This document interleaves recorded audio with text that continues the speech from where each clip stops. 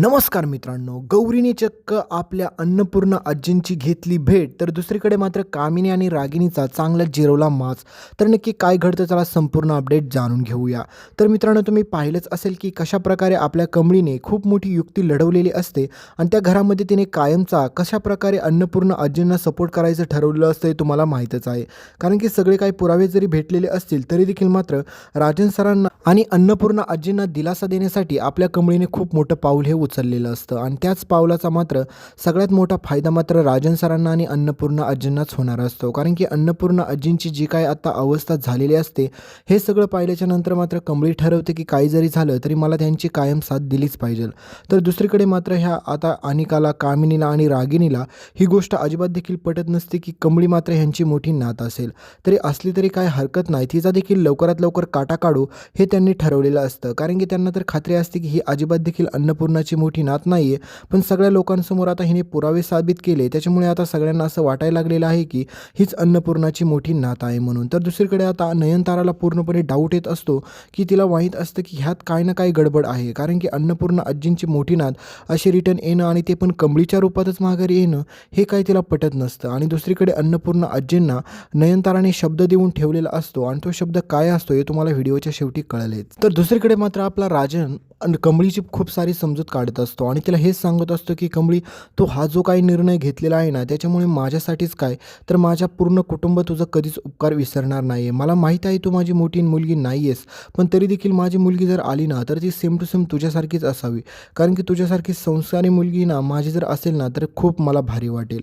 कारण की तू ज्या क्षणाला आम्हाला तुझी गरज होती त्या क्षणी तू आमच्यासाठी काम करण्यास तयार झाली हे पाहून मला खरंच खूप आनंद होतोय कमळी. मी तुझं उपकार आयुष्यभर विसरणार नाही असं राजन सर म्हणत असतात. तर दुसरीकडे आपली गौरी खूप टेन्शनमध्ये असते. कारण की तुम्ही पाहिलंच की तिच्यावरती आत्तापर्यंत झालेलं सगळे काही हल्ले तिला आठवत असतात. तिला एकाच गोष्टीची भीती असते की माझ्या कमळीसोबत काही चुकीचं नको व्हायला.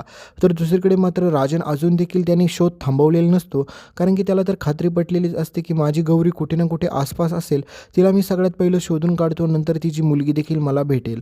तर कामिनी आता ठरवते की काय जरी झालं तरी ह्या कमळीला ह्या घरामध्येच मी संपवून टाकते. कारण की त्याच्यानंतर ह्या अन्नपूर्णा आजीचा देखील काटा काढणं सोपं जाईल आणि त्याच्यानंतर राजनला घराच्या बाहेर काढणं काही एवढं अवघड नाही हे त्यांना माहीत असतं. तर दुसरीकडे मात्र ही अनिका चक्क खूप साऱ्या घरातील लोकांना त्रास देत असते हे तुम्ही पाहिलंच असेल. पण त्यावेळेस मात्र आपली कमळी असा धडा तिला शिकवते की तिने देखील स्वप्नात विचार केला नसेल की कमळी त्याच्यासोबत असं काय करेल म्हणून. तर आता हे सगळं झाल्याच्या नंतर मात्र अनिकाला एका गोष्टीची भीती अजून देखील वाटत असतं, ती म्हणजे माझा ऋषी माझ्यापासून कायमचा दूर तर नाही जाणार ना.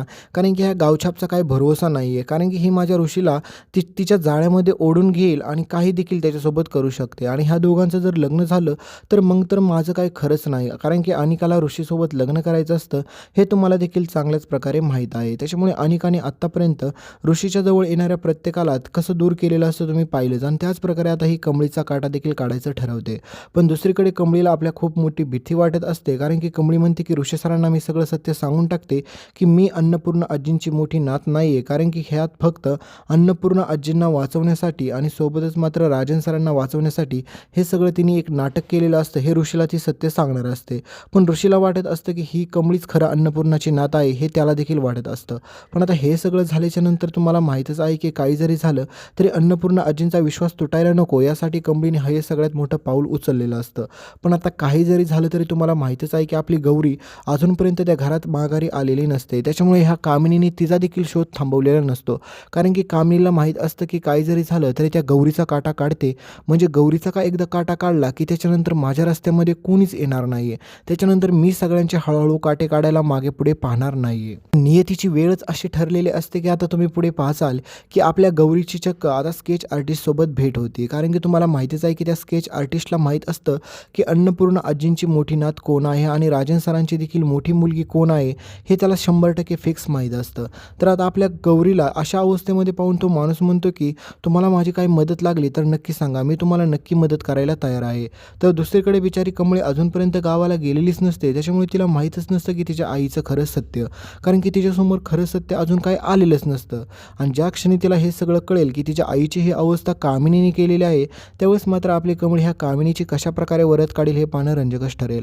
तर दुसरीकडे दुसरीकडे तुम्ही पाहाल की राजन आता परत त्याच गावामध्ये शोध घेण्यासाठी जातो, कारण की तुम्हाला माहितीच आहे की गौरी तिथेच त्याला सापडेल अशी त्याची खात्री असते. आणि मित्रांनो, खूप भयानक गोष्ट अशी ठरते की राजनची आणि आपल्या गौरीची भेट होती आणि त्या दोघांची भेट झाल्याच्या नंतर सगळ्यात पहिली गोष्ट तर राजनच्या पायाखालची जमीन सरकते, कारण की राजन गौरीला म्हणत असतो की काळजी करू नको, तू माझ्यासोबत चल, कारण की आपण आपल्या मुलीला कुठून पण शोधून काढू, त्याच्यामुळे तू काळजी करू नको. पण अजूनपर्यंत आपल्या गौरीने कोणतं देखील सत्य राजनला सांगितलेलं नसतं मुलीबाबत, कारण की तुम्हाला माहितीच आहे की राजनच्या घरामध्ये जरी आपली कमळी राहत असते तरी देखील मात्र अजूनपर्यंत मात्र आपल्या कमळीला देखील खरं सत्य माहीत नसते की राजन सरच खरं तिचा बाबा आहेत आणि दुसरीकडे तिची आईच खरं गौरी आहे, ह्याच्याबाबत तिला काहीच खबर नसते.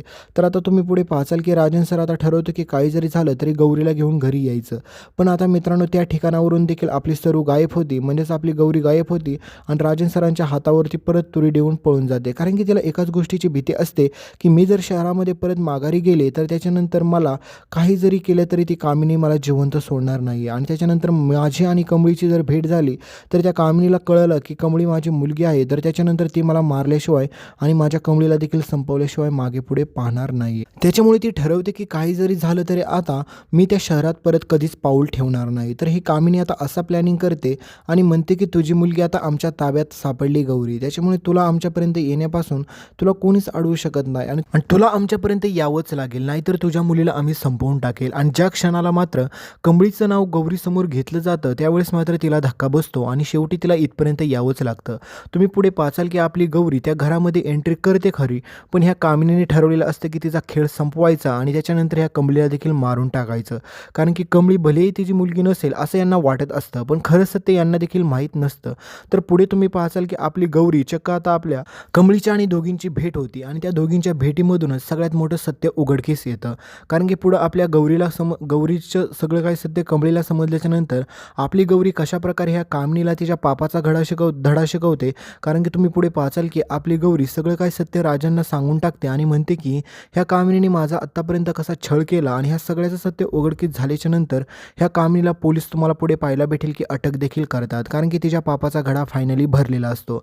तर दुसरीकडे मात्र रागिनीने आणि अनिकाने देखील खूप सारी साथ दिलेली असते, त्याच्यामुळे राजन ठरवतो की ह्या दोघींना देखील ह्या घराच्या बाहेर काढूया आणि रस्त्यावरती भीक मागायला लावूया. आणि हे सगळं तुम्हाला पुढे पाहायला भेटेल. तर अन्नपूर्णा आजी अजून देखील टेन्शनमध्ये असते, कारण की तिच्या आणि तिच्या म्हणजे सुनेची आणि मोठ्या नातीची भेट झालेली नसते असं तिला वाटत असतं. तर फायनली आपल्या कमळीच्या रूपामध्ये तिचे दोघींची देखील भेट होती आणि दुसरीकडे मात्र आपली गौरी स्वतः अन्नपूर्णा आजींना मिठी मारते जाऊन आणि त्यांची माफी देखील मागते की आजी मला माफ करा, एवढे दिवस मी तुमच्यापर्यंत येऊ शकले नाही आहे. तर हे सगळं तुम्हाला भयानक असा ट्विस्ट पुढील भागांमध्ये पाहायला भेटेल आणि आपली गौरी ह्या कामिनीचा कशाप्रकारे मात जिरवते हे देखील पुढे तुम्हाला पाहायला भेटेल, कारण की ह्या कामिनीच्या पापाचा घडा तर आता फायनली भरलेला असतो, कारण की तिने आत्तापर्यंत खूप सारे अत्याचार आणि पाप केलेले असतात तुम्हाला माहीतच आहे. तर फायनली हिचा चेहरा सगळ्यांसमोर येतो आणि आपली गौरी कशाप्रकारे हिचा माज उतरवते हे सगळं तुम्हाला पुढे पाहायला भेटेल. तोपर्यंत चॅनलला सबस्क्राईब करा, सोबतचं बेल नोटिफिकेशन ऑन करायला विसरू नका. धन्यवाद.